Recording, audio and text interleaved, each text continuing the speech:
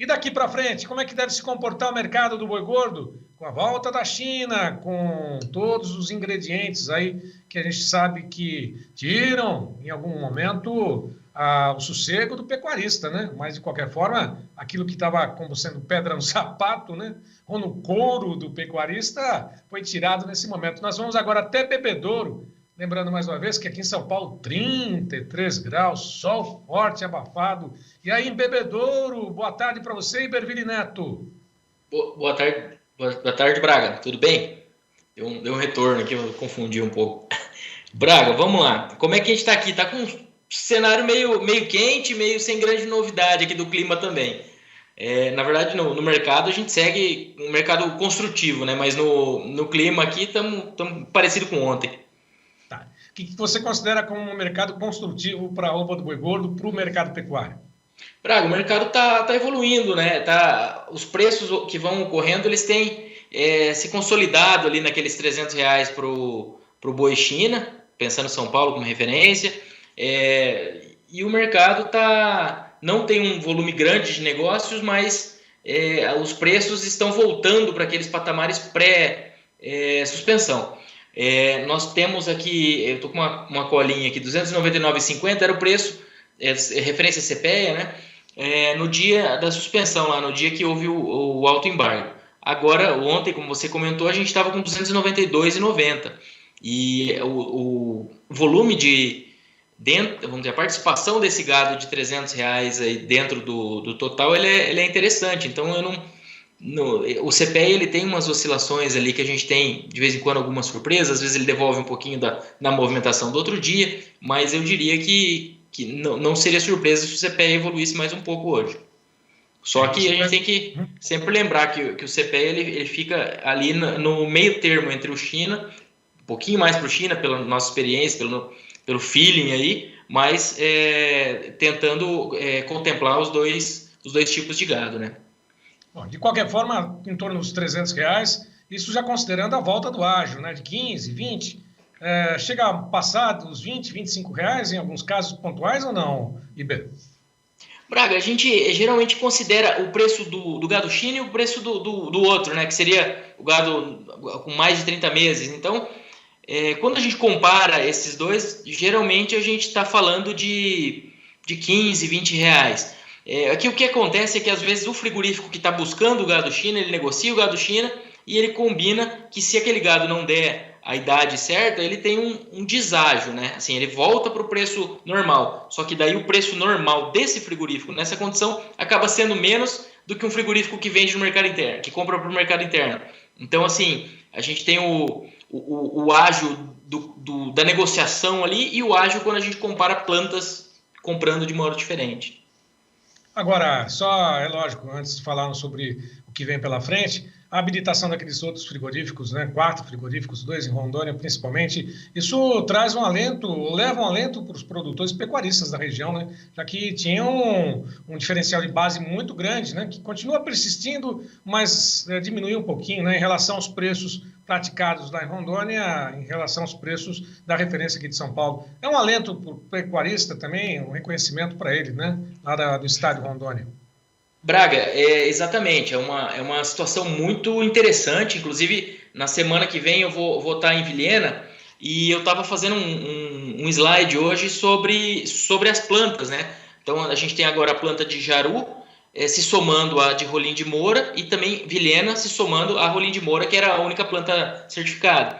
E agora a gente tem uma sobreposição de raios de compra ali que deve dar uma briga interessante pelo gado. Consequentemente, o ágio deve começar a fazer parte da realidade de Rondônia. E quando a gente pega essa planta de Jaru, que é um pouco mais a norte, ali no noroeste, frente às outras, né? Ela é mais central, mas é um pouco mais a noroeste ali. Ela está num raio de compra que tranquilamente chega a Porto Velho. Então a gente tem o estado todo praticamente está coberto por plantas que têm essa demanda por animais mais jovens. Isso é muito, muito interessante para a precificação e até para a evolução aí da pecuária como um todo, porque acaba estimulando esse abate mais eficiente, mais jovem, né? Bom, e de alguma forma a reposição começa a ter um interesse também. Boi magro, né? E lógico, quando eles fazem boi magro, se não tiver a pastagem ali, também tem a suplementação, o preço do milho, né, nesse momento, que vai ajudar a compor essa suplementação, esses alimentos, né? A alimentação do próprio animal, né? Como é que você pode considerar boi magro agora daqui para frente, o cenário e, lógico, comparando aí aos preços praticados no milho nesse momento? Braga, agora a gente tem essa chegada do milho safra, né? E das atenções voltadas para a evolução, para o plantio e depois a evolução da safra norte-americana, né? Que acontece nos próximos meses. A nossa safrinha está sendo plantada aí, em alguns casos fora da janela, mas ela conseguiu correr por fora em algumas regiões, né? O plantio conseguiu, eu não diria que recuperar, mas ele conseguiu acelerar um pouco. Então a gente tem que acompanhar como que vai ocorrer esse desenvolvimento.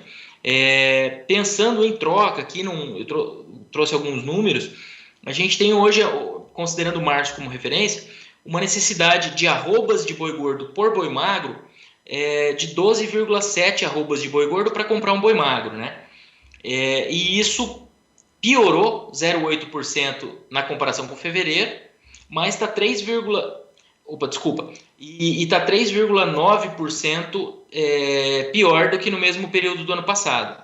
Tá? Então, embora a relação de troca ela esteja melhor do que na média desses últimos anos, na comparação anual, o produtor hoje precisa de meia arroba a mais para comprar um boi magro do que precisava em março de 22. Mas lembrando também que a gente está usando aqui a média CPEA, que deu essa barrigada nas últimas semanas pela precificação do boi sem o ágio China. Quando a gente tiver uma acomodação desse mercado, a tendência é que a relação de troca siga em patamares um pouco mais confortáveis frente aos últimos anos, porque a gente está na fase do ciclo pecuário de chegada de uma oferta maior de reposição, que é o que tem pressionado as cotações e aumentado a baixa de fêmeas.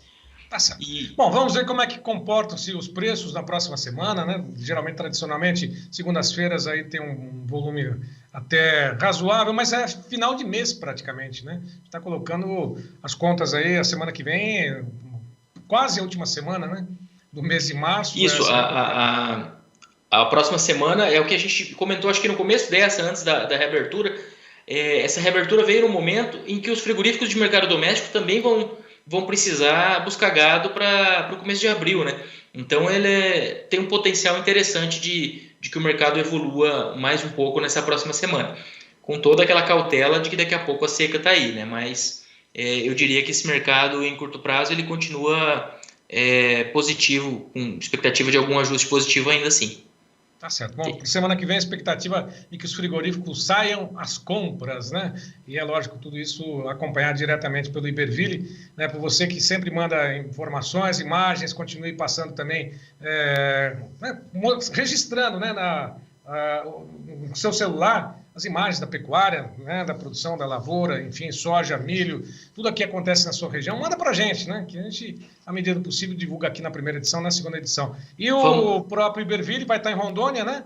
Ele vai passar também algumas informações, vai trazer, olha, tem aqui um pecuarista querendo falar com vocês. Pode mandar também, viu, o Iberville? Vou fazer o possível sim, Braga. Segunda-feira eu estou em Altamira, no Pará, e na quinta em Vilhena. Então, a semana que vem, eu vou ver se eu consigo tirar umas imagens e mandar para a gente passar no programa. Isso, pode mandar colocar, olha, vamos lá, vamos fazer a entrevista aqui, né? Você vai ser o repórter lá do Tempo e Dinheiro, segunda edição, lá, né? Tanto no Pará quanto em Rondônia. Mas é isso aí. Muito obrigado, um bom final de semana para você, até segunda. Eu que agradeço, um abraço, bom final de semana a todos.